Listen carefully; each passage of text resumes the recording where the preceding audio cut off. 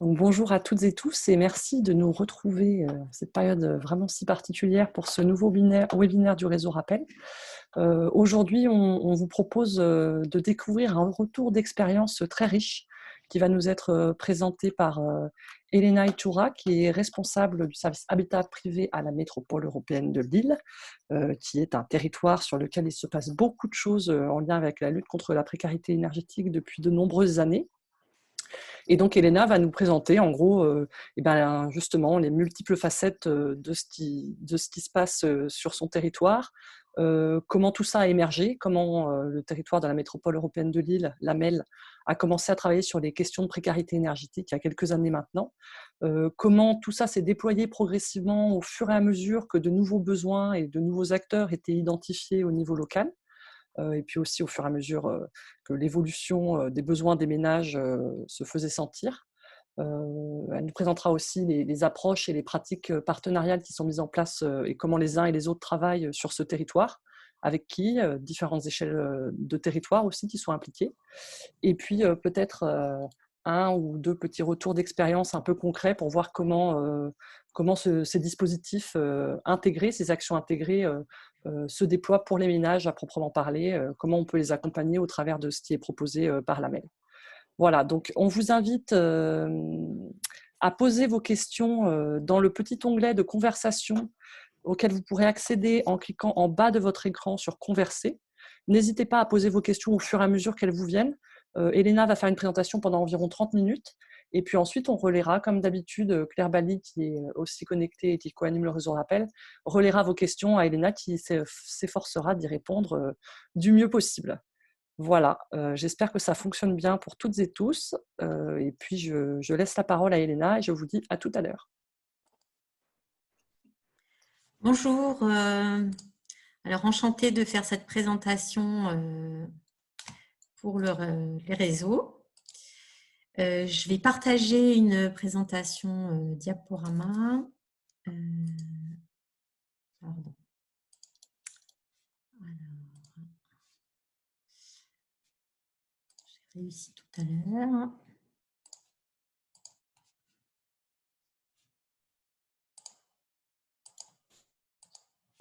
Et là, cette fois-ci, voilà. Donc, un retour sur ces actions de la MEL. Je vais commencer par un retour historique avant d'aborder les questions précisément de la coordination aujourd'hui. Donc, le contexte de la prise en compte de la précarité énergétique sur le territoire de la MEL. Donc, pour vous présenter ce qu'est l'habitat privé sur le territoire de la MEL, on a plusieurs particularités. Le fait d'avoir beaucoup de logements anciens, dont un tiers de logements antérieurs à 49. On a des logements qui sont majoritairement individuels, ce qui est aussi assez particulier pour une métropole, occupés par des ménages pauvres.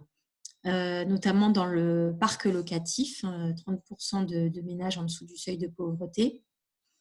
Et sur les près de 400 000 logements que compte la métropole, on a estimé notre gisement un gisement de 100 000 logements qui sont antérieurs au règlement thermique ou occupés par des ménages modestes qui font partie du parc privé potentiellement indigne. Donc, on a un observatoire qui nous permet d'identifier aussi de façon territoriale les enjeux sur cet habitat privé. On a cet observatoire qui ne prend pas en compte les enjeux de précarité énergétique. C'est un indicateur de synthèse qui prend la qualité du bâti avec le parc privé potentiellement indigne, les ménages pauvres avec des données de la CAF et des données de marché également. Donc, vous voyez que sur notre territoire, on a la ville de Lille qui est assez concernée sur certains quartiers anciens, mais aussi de façon plus diffuse à Armentières, Tourcoing, Roubaix, Waterloo, dans la couronne nord-est. Notre politique d'intervention sur l'habitat privé est ancienne. Elle date du démarrage de la création de la communauté urbaine à l'époque. Et c'était plutôt sur les courées avec, dès les années 70, les premières opérations de résorption de l'habitat insalubre. On continue aujourd'hui, on a une 7e tranche en cours à Roubaix et on poursuit. Et puis, dans les années 80, on a démarré des programmes de réhabilitation de courets, donc pas simplement de la démolition, mais aussi de la réhabilitation. Ce sont des politiques qui perdurent. On a ensuite abordé des opérations plutôt de requalification du patrimoine sur les quartiers anciens, donc sur tous nos secteurs qui sont nos secteurs phares que je vous ai présentés. Avec des OPA requalifiantes, des PIG immeubles sous DUP travaux, des OPA. Donc, c'est une politique d'intervention territoriale qui continue. Dans le cadre aussi maintenant du nouveau programme de rénovation urbaine. On a à partir aussi en tout cas à partir des années 2010, développé des dispositifs. On avait quelques opérations territorialisées et à partir de 2011, on a déployé une maîtrise d'œuvre urbaine et sociale, lutte contre l'habitat indigne sur tout le territoire. Et donc voilà, plutôt la préoccupation autour de l'habitat indigne. Et ces mousses continuent aujourd'hui, on a encore une convention vivante. C'est dans les années 2010 qu'est apparu l'intérêt autour de la lutte contre la précarité énergétique.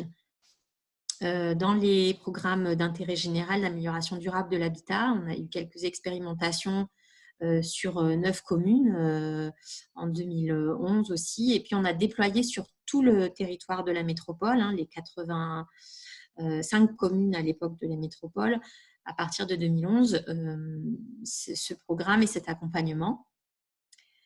Et c'est aussi l'époque où le département du Nord a mis en place un dispositif qui s'appelait Nord Énergie Solidarité à l'époque, autour, donc avec sa mission de chef de file, et autour de la précarité énergétique avec à la fois de l'appui, financement de l'accompagnement et aux travaux. C'est dans cette période-là également que la ville de Lille a expérimenté le SLIM. Je reviendrai plus tard, mais on a repris, généralisé cette expérimentation sur tout le territoire.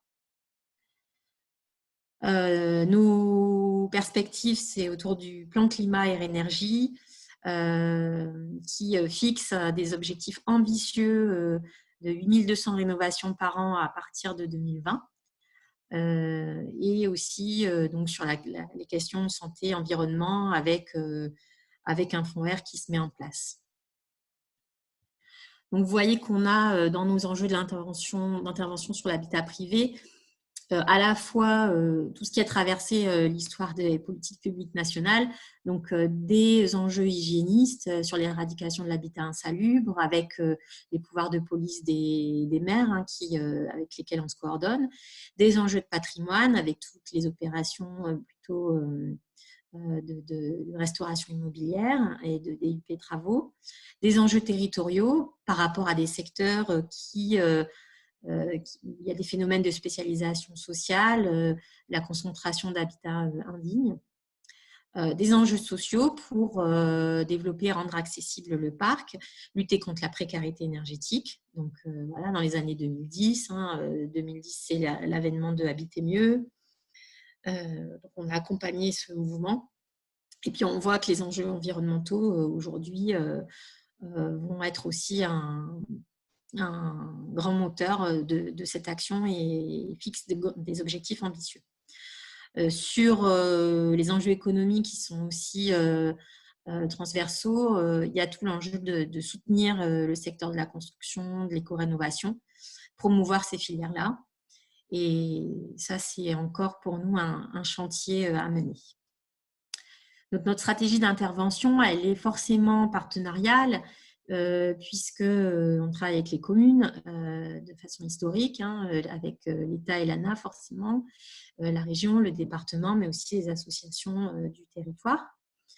On a à la fois des dispositifs incitatifs, coercitifs, curatifs pour le conseil et l'accompagnement.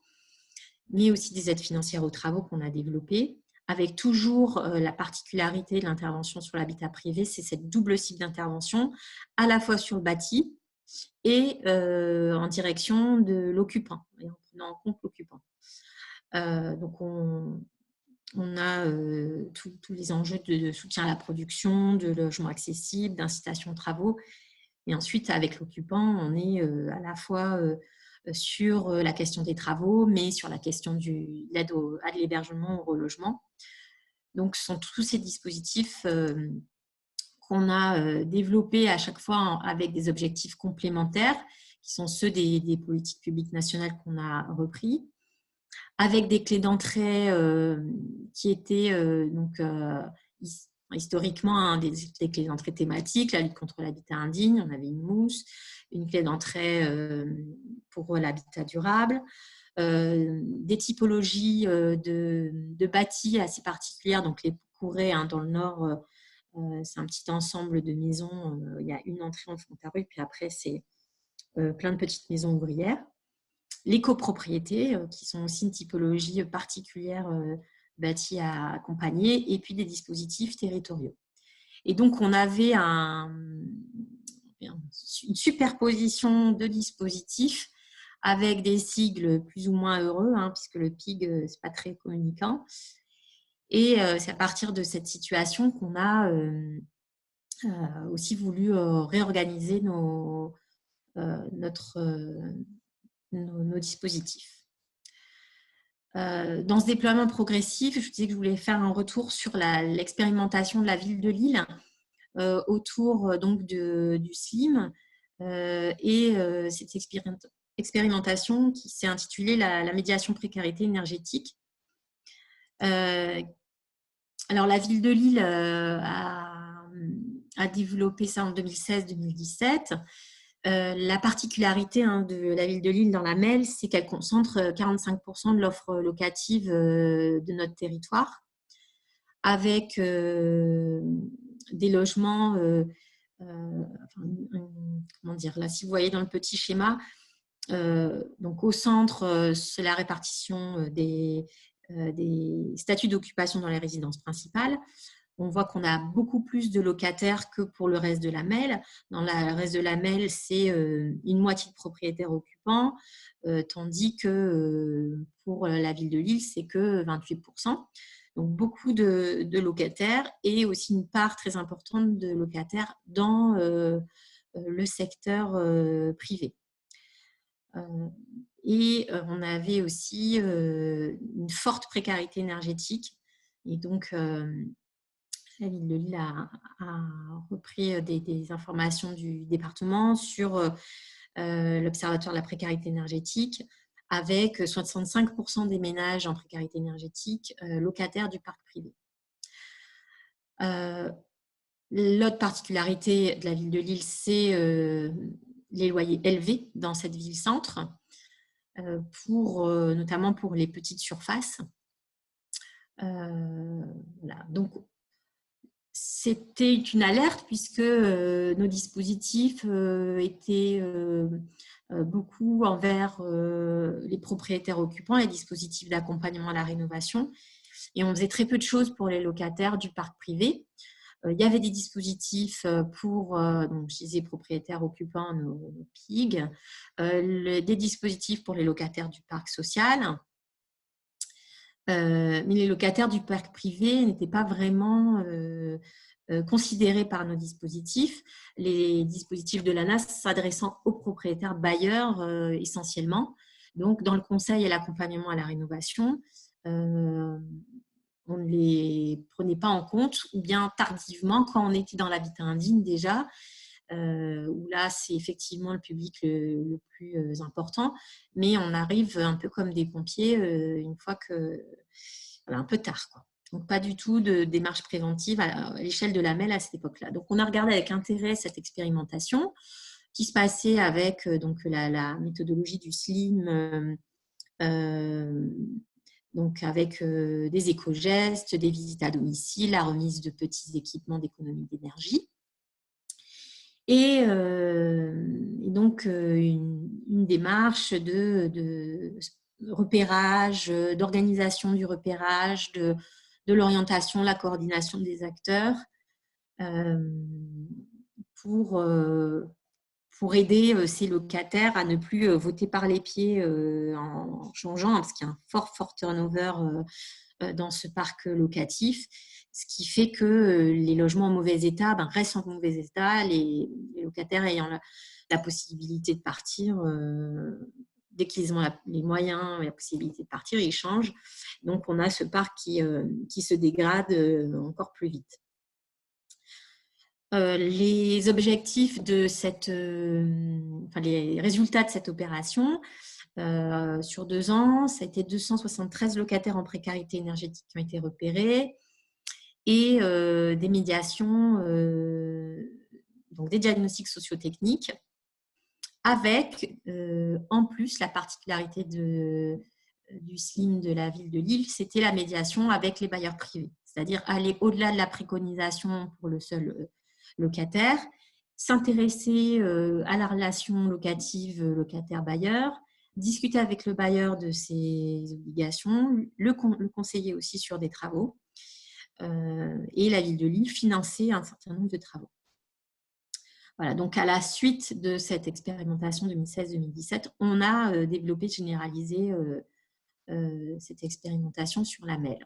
On a repris donc cette médiation énergétique locataire-bailleur, donc qui était à la fois le conseil, la préconisation auprès de l'usager, auprès du bailleur, mais aussi la réalisation de travaux, possiblement en autoréhabilitation accompagnée, et un montage financier un peu sur mesure, puisque voilà, les financements, il y avait des financements du département, des financements de la ville de Lille. Donc, pour vous donner un exemple d'une locataire en précarité énergétique, étudiante, alors c'est assez représentatif puisque la moitié des locataires du parc locatif de la ville de Lille est occupée par des étudiants. Donc, ces jeunes qui ont un fort turnover dans les logements. Donc, elle était avec un taux d'effort assez important et quand même le souhait de rester dans le logement malgré les problématiques par rapport à sa localisation, mais en conflit avec son bailleur. Voilà, donc, les préconisations étaient autour de la ventilation et du changement des radiateurs et des convecteurs électriques. Et puis une médiation avec le bailleur, améliorer l'isolation de la chambre. Là, donc, le chantier n'est pas un chantier énorme, on en a pour moins de 5 000 €. La ville de Lille avait mis en place son aide et à l'issue, on résout une situation, en tout cas on permet qu'elle arrête de se dégrader et on résout un conflit locatif. Une des conclusions de cette expérimentation, c'était la question du surcoût des travaux et des équipements énergétiquement performants, qui était un blocage pour certains bailleurs que le Graal, l'association Graal qui animait cette expérimentation, pouvait rencontrer auprès du bailleur. Et donc, voilà, c'était une des questions aussi, c'est l'articulation des financements. Les typologies de travaux, on était toujours autour des appareils de chauffage, de la VMC, de l'isolation, des menuiseries. Donc, on est sur ces postes-là vraiment essentiellement, avec des coûts de travaux qui ne dépassaient pas 5 000 €. Et puis une répartition des charges qui était plutôt du côté du bailleur, puisque c'est à lui de s'occuper du plot couvert. Les résultats ont permis de dégager des gains énergétiques entre 5 et 25%. Donc, on est en deçà des objectifs de l'ANA. Donc, sous les radars de l'ANA, par rapport à la cible d'occupants, par rapport à la cible énergétique, mais on estimait que c'était intéressant sur ce que ça produisait. Voilà. Dans cette période aussi, il y a eu cette multiplication d'acteurs et autour de la précarité énergétique. Bien sûr, l'État qui a commencé à réglementer plus fortement, l'ANA qui a donc lancé Habiter mieux, l'ADEME avec le dispositif FAIRE, le cofinancement des EIE, le Conseil régional des Hauts-de-France a aussi lancé des dispositifs de financement d'audit, de financement de travaux. Le département, avec sa casquette sur l'action sanitaire sociale, avait Dantilonnès. La MEL était aussi, comme je vous l'ai dit, avec toutes ses politiques sur l'habitat. Les villes, sur leur casquette, les pouvoirs de police du maire et action sociale, s'intéressaient à cette question. Donc, avec une multiplication d'aides financières, de ressources. Et on a d'autres dispositifs d'accompagnement, des aides financières, des prêts qui sont aussi développés. Donc, sur l'accompagnement des ménages, le SLIM, via la ville de Lille, avec son repérage. Il concerne à la fois l'habitat privé et les logements locatifs sociaux. On a les travailleurs sociaux qui font de l'accompagnement social global.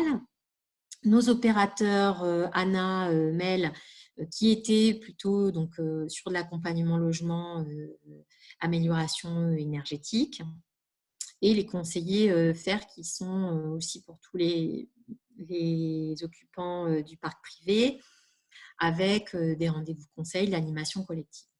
Donc, on voit que les dispositifs d'accompagnement sont multiples, tout comme les aides financières sur le paiement des factures, puisque la MEL a repris le FSL en juillet 2017. Donc, on a repris cette compétence-là, et pour nous, il y avait un enjeu de coordonner notre action. Le chèque énergie, les allocations familiales, la CAF avec des aides pour les familles allocataires. Voilà, donc on a les aides aux factures, les aides aux travaux. Donc, je passe vite parce que vous connaissez tout ça. Le CITE remplacé par MaPrimeRénov'. Voilà. Donc, chaque institution déployant son dispositif de ressources. Des acteurs intéressants aussi au niveau des prêts sur le territoire, puisqu'il y a Procivis a déployé les missions sociales de façon historique dans le Nord. Donc, pour nous, c'est un partenaire de premier plan sur les systèmes de caisse d'avance. Et puis, le développement des prêts à taux zéro aussi dans l'annonce. Toute cette jungle d'acteurs, de dispositifs, de financement, avec des multiples logos, des multiples noms, on a souhaité réorganiser, rendre lisible notre action lors du renouvellement du programme d'intérêt général et de la mousse en 2017. Et on a déployé à ce moment-là la marque Amélio et organisé la lisibilité de notre réseau d'accompagnement, de conseils et d'accompagnement à l'amélioration de l'habitat, que ce soit en toute thématique, amélioration énergétique, adaptation au logement, lutte contre l'habitat indigne, pour éviter les tours de passe-passe entre la mousse et le PIG. Est-ce que le ménage, c'est de l'habitat indigne? Est-ce que c'est… voilà. Donc, on a voulu réorganiser le tout.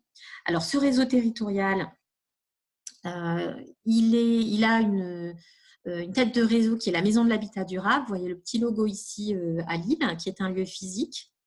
Donc, je vais vous présenter l'activité.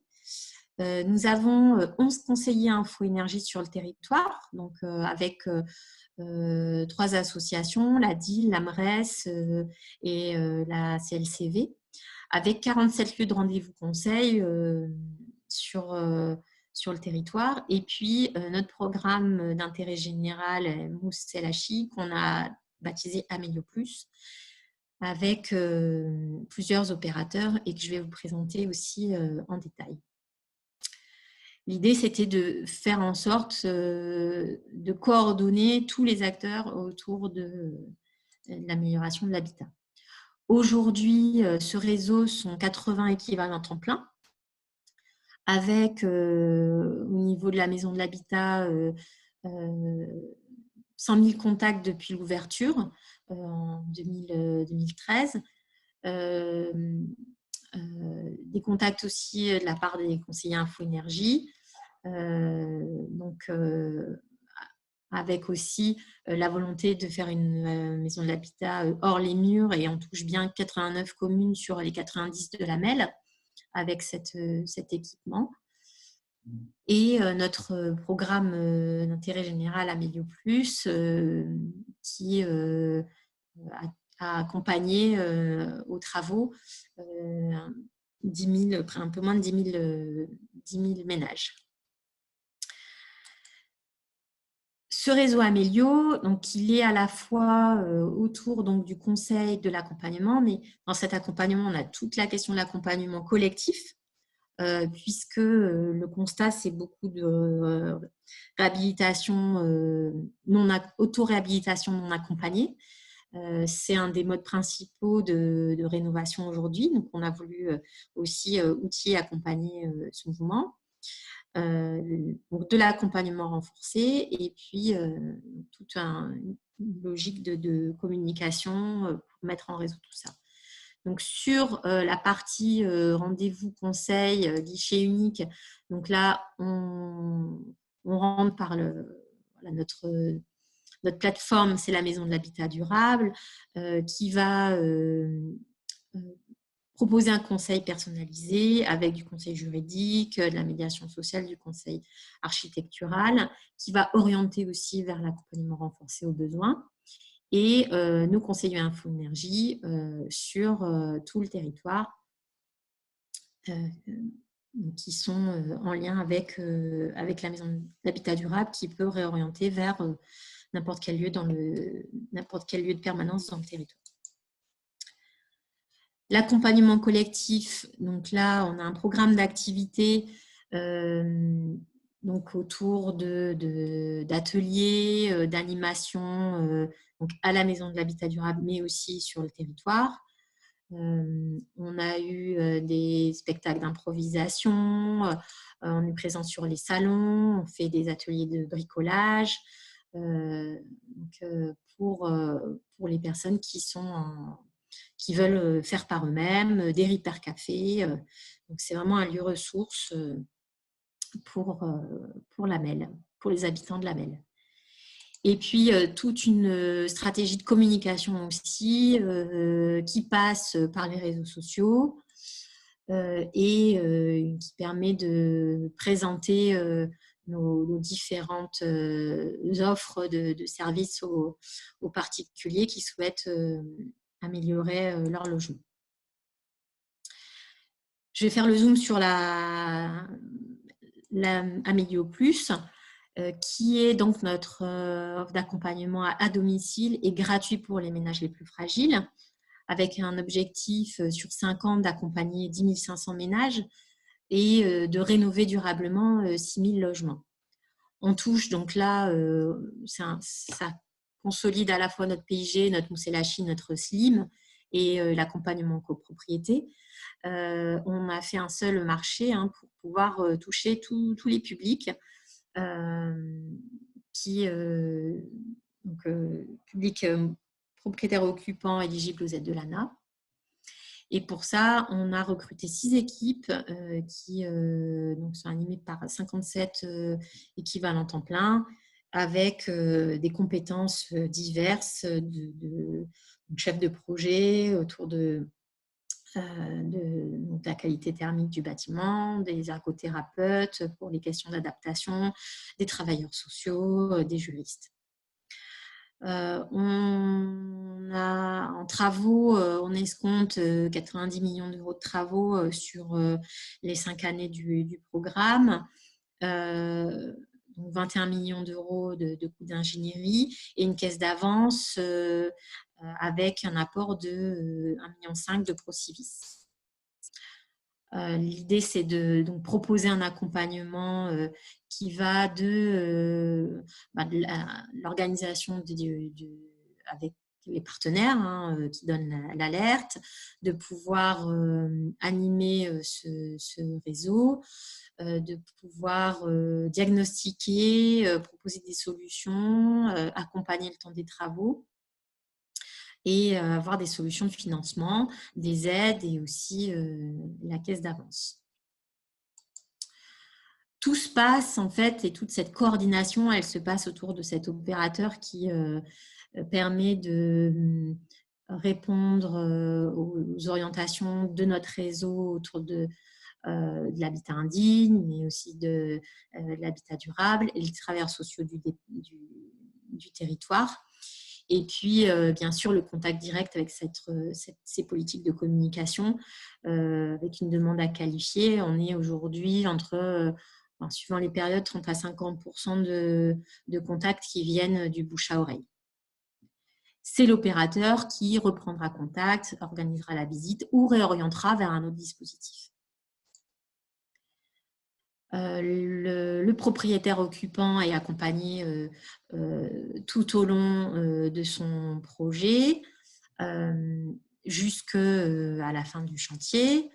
Pour le locataire, il y a cette particularité d'avoir cette médiation avec le bailleur pour pouvoir faire les travaux en accord avec le bailleur, que ce soit des travaux à la charge du locataire ou du bailleur.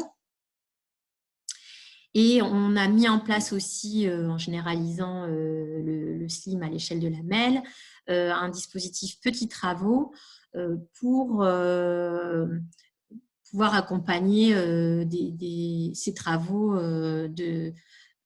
d'urgence et de sortie de précarité énergétique un petit peu autour de la mise en licence, la mise en sécurité aussi. Pour les ménages qui n'étaient pas éligibles à l'ANA, qui ont un projet qui est donc en dessous de 5 000 €.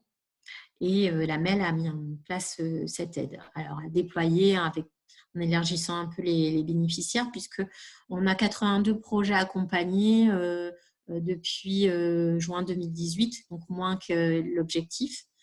Mais parce qu'aussi, on voit, je vous présente des retours d'expérience, qu'on peut faire des accompagnements sans forcément de participation financière des collectivités. Les bailleurs peuvent aussi prendre en charge les travaux.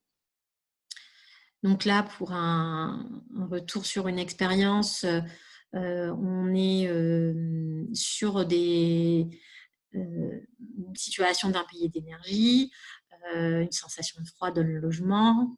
Le projet de travaux, c'était autour de pose de joints autour des menuiseries, remplacement des convecteurs électriques, reprise de la ventilation. Et en parallèle, un accompagnement social autour de la dette énergie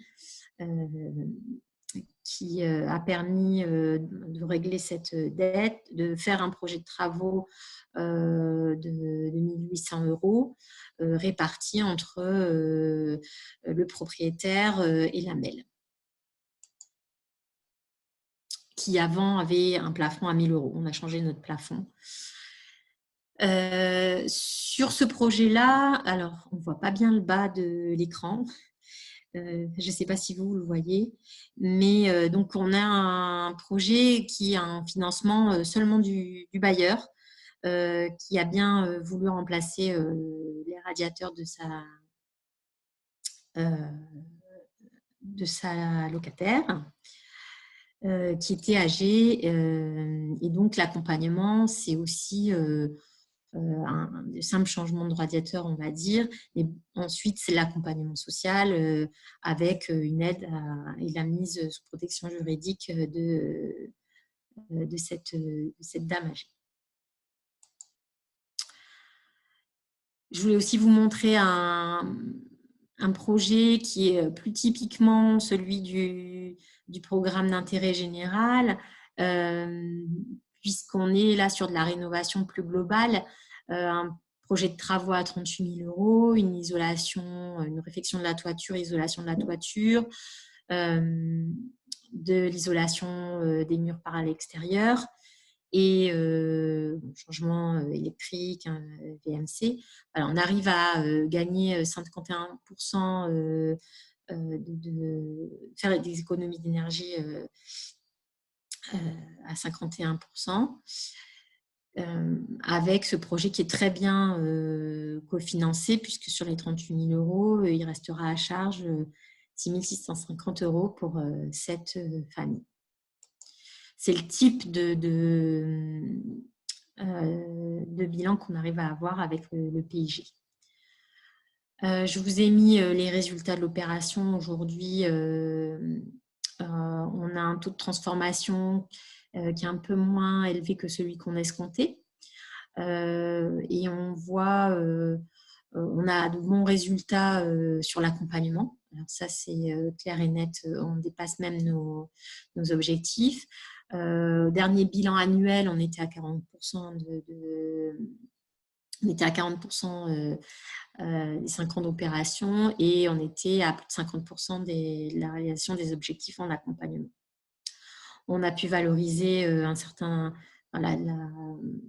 presque la totalité des ménages accompagnés avec le SLIM, donc grâce au conseil éco-geste et la visite à domicile. On a réalisé, donc là c'était le bilan sur une année 2019, où on a le bénéfice aussi du dispositif agilité de l'ANA. Avec l'ANA, il y a eu 1713 logements subventionnés, 28 millions d'euros de travaux. Et alors, pour l'ARA, je voulais aussi vous en parler, même si c'est plus confidentiel.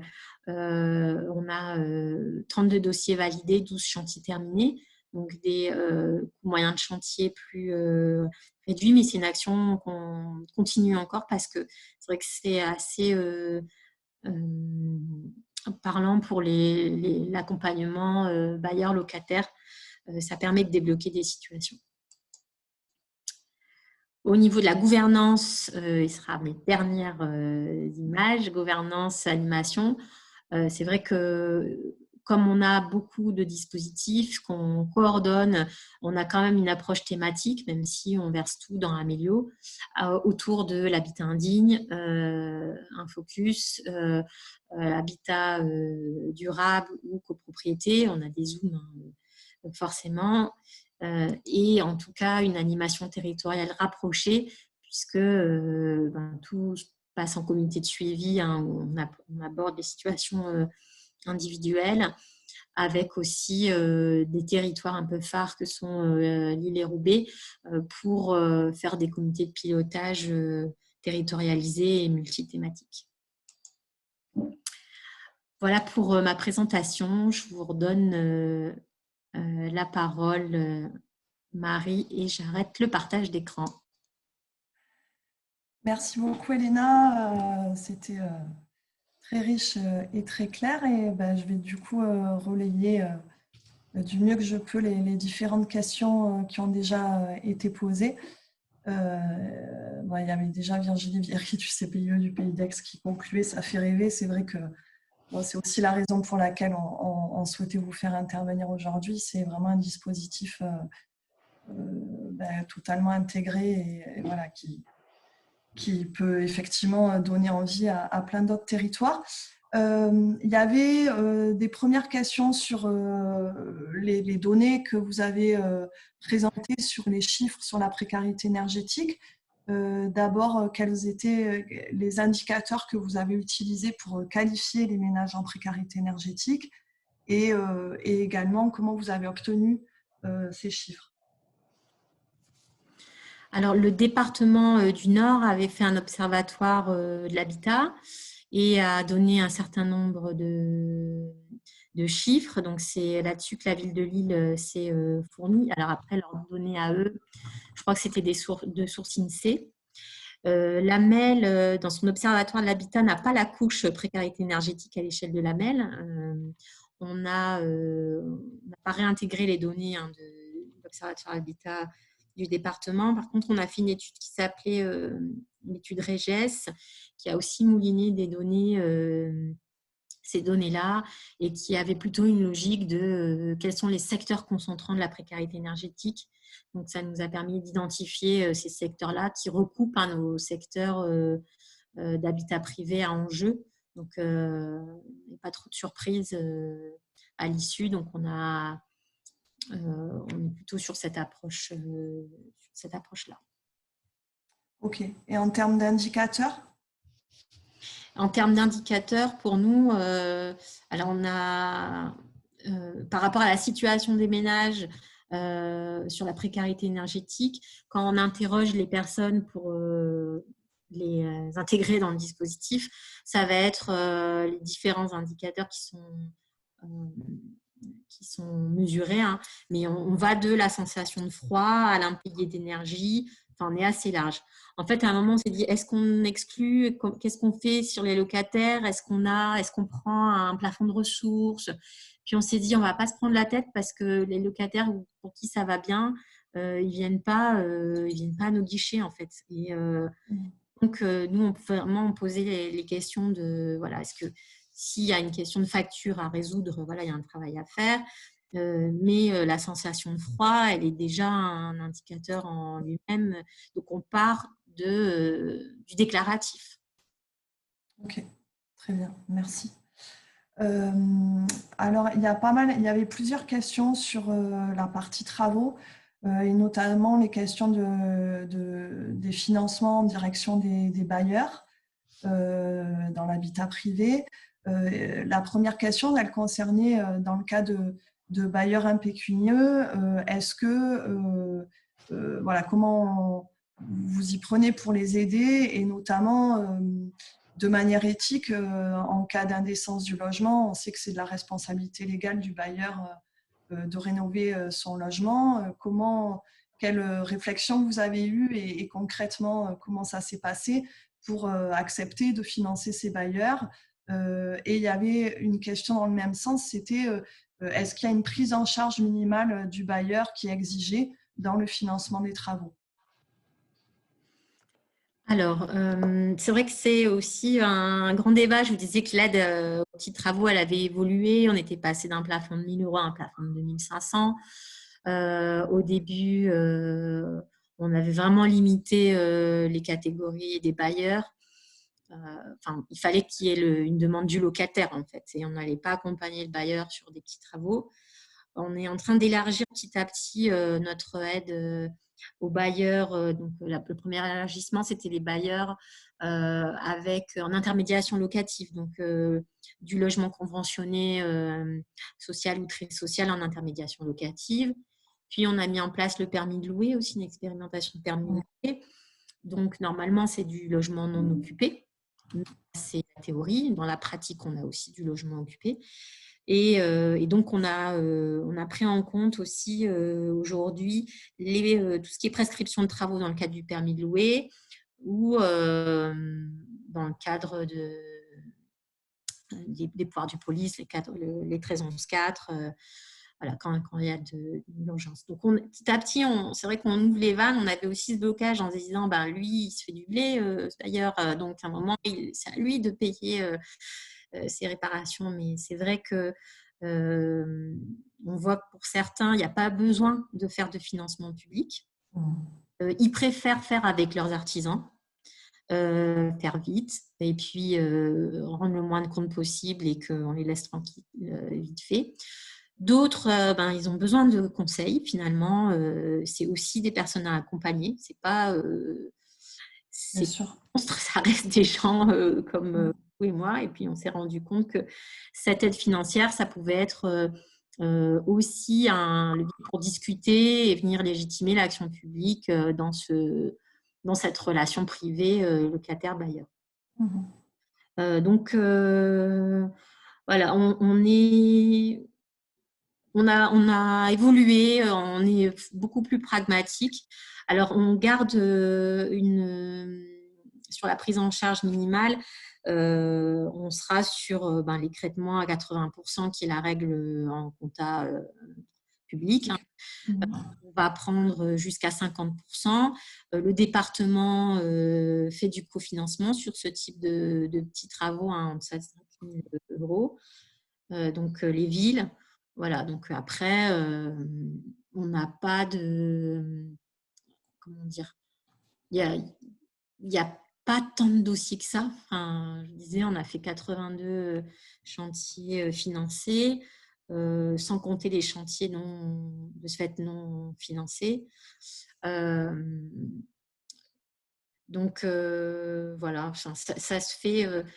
Pour articuler ces différentes sources de dispositifs, l'aide de l'AMEL, parfois, c'est vrai qu'on a l'impression que et le département et l'AMEL et la ville, mais c'est assez particulier si vous avez un locataire qui est en deçà des 1,6 RSA, vous êtes sur une ville qui finance, toutes les villes financent pas ce type de travaux. La ville de Lille est assez unique du fait de l'expérimentation. Donc, finalement, on n'est jamais sur des questions d'écrêtement, de mémoire, on n'en a pas eu, quoi.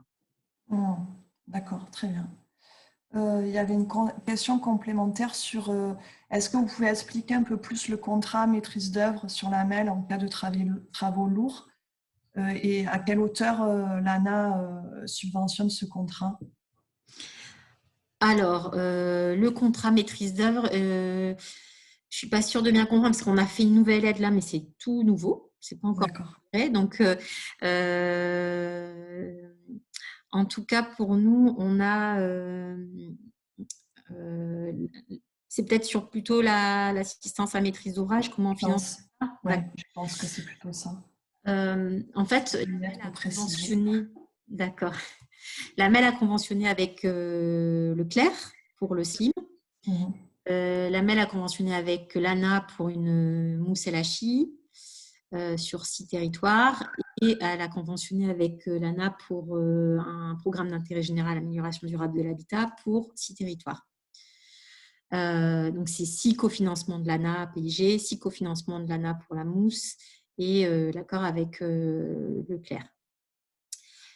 Mais ça se traduit pour nous par 6 marchés. Donc, on a passé un appel d'offres et on a recruté ces 6 équipes sur nos silos territoriaux. Si je vous remontre notre cartographie,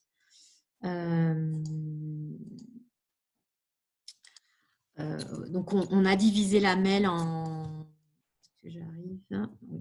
On a divisé la MEL en 6 territoires.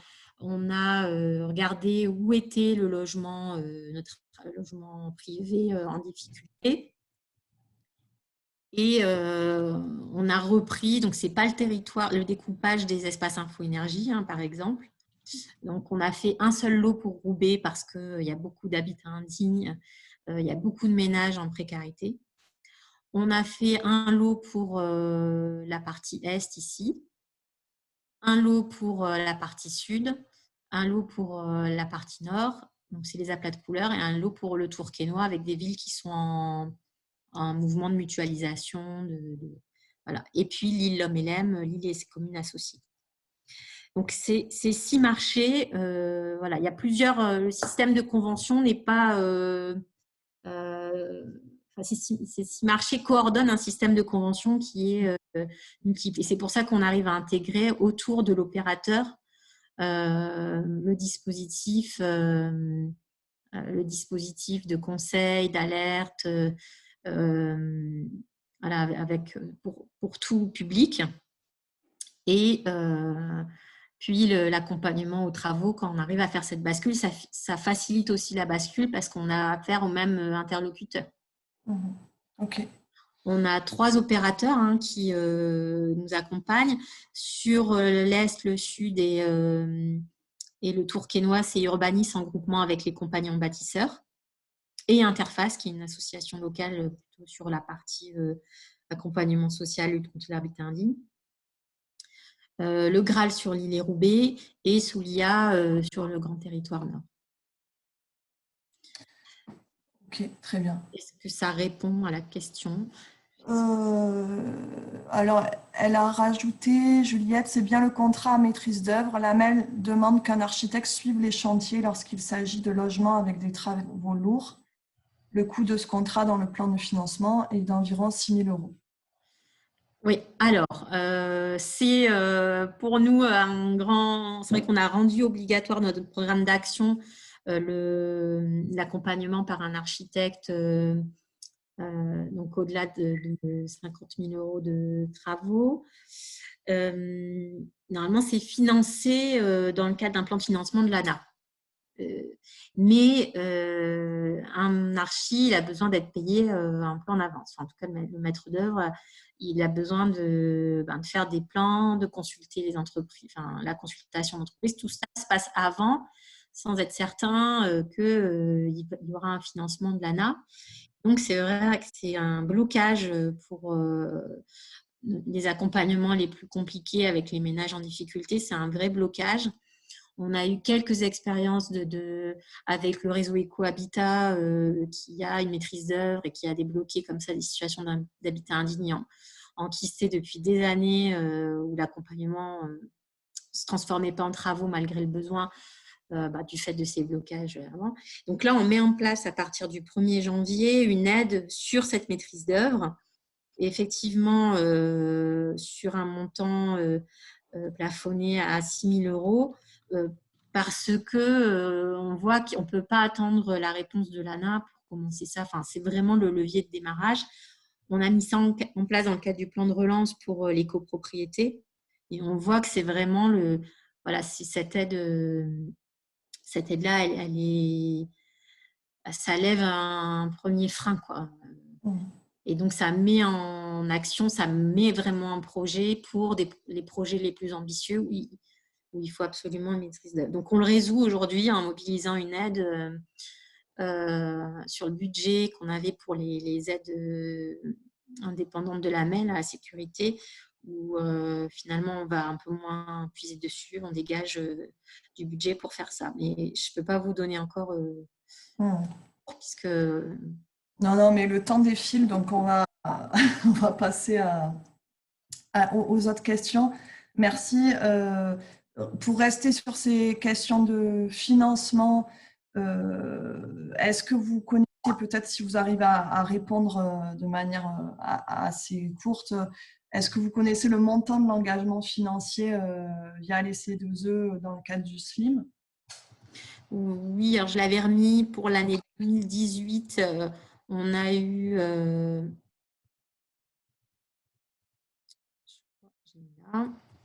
on a eu 925 000 €. Ok.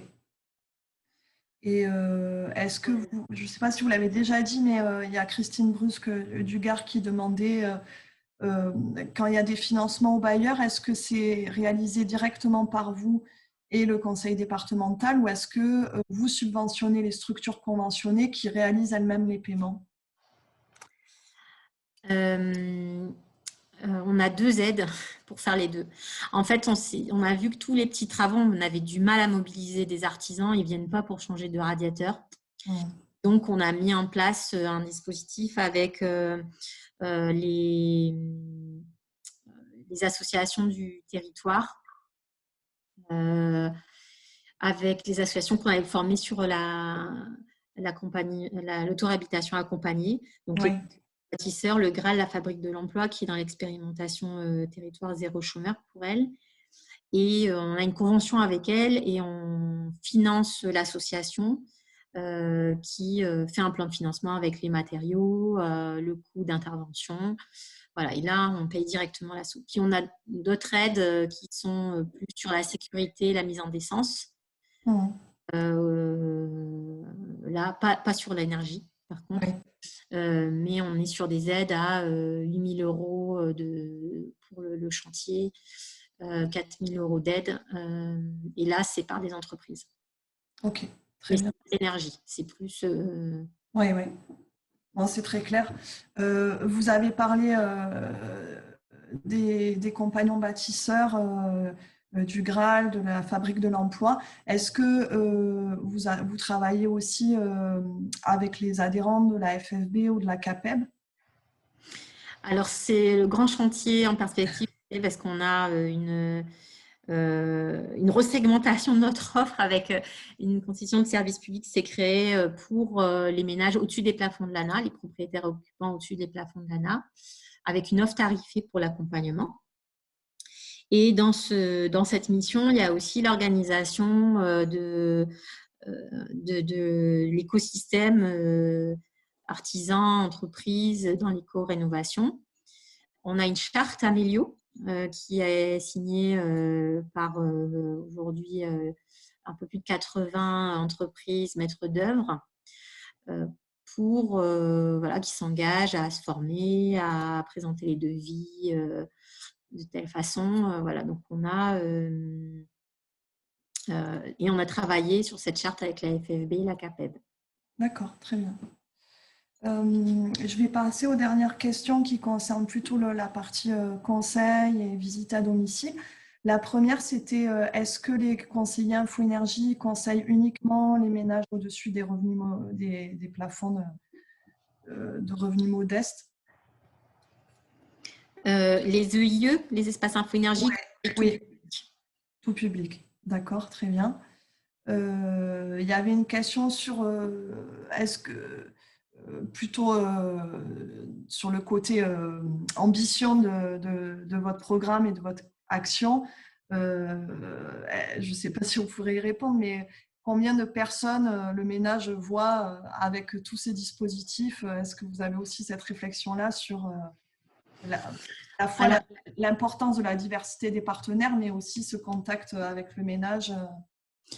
On n'a pas posé cette question, mais c'est vrai qu'elle est intéressante.